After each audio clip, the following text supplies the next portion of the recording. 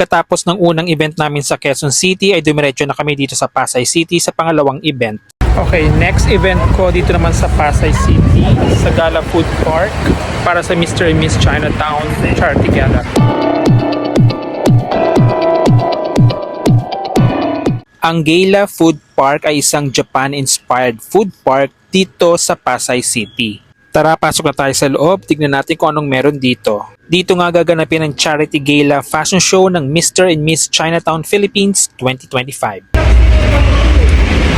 Di ba nagari? Oh wow, feeling ko para akong nasa Japan. Excited na ako sa mga pagkain ipapatikim nila sa amin mamaya. So as you can see, it's Japanese-inspired food park dito sa may Pasay City. Syempre, una naming gagawin ay ang magpa-register as pageant media. Nilibot muna namin ang loob habang hindi pa nag-uumpisa ang event dito sa loob ng Gala Food Park. Tara at samahan nyo muna kami mag-ikot-ikot dito sa loob.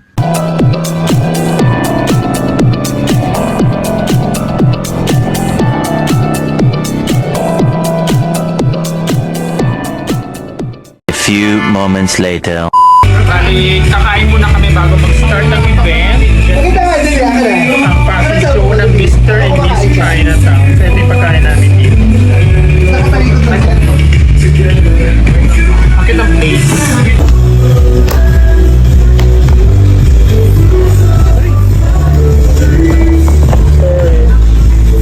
So, yan yung food namin. Kain po. Muna ka pa sa labas namin ito. Ulan.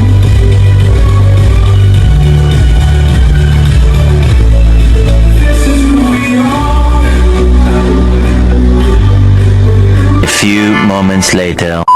Pagkatapos namin kumain ay bumalik na kami sa aming mga pwesto dahil mag-uumpisa na ang event. Malapit na mag-start yung event. Kumadami ng tao.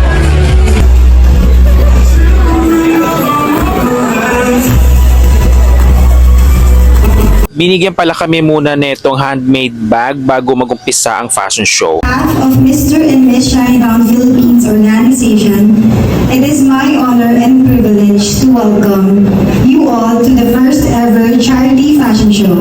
In partnership with our friends here at Gala Food Park, Christine Chen, representative of Gala Food Park, Nagumpisa na ang charity fashion show ng Mr. and Miss Chinatown Philippines 2025. Narito ang mga designers at mga candidates.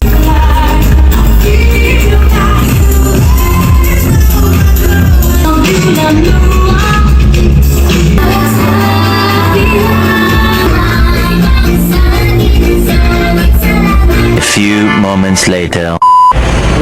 Okay, tapos na ang aking event dito sa sa Pasay.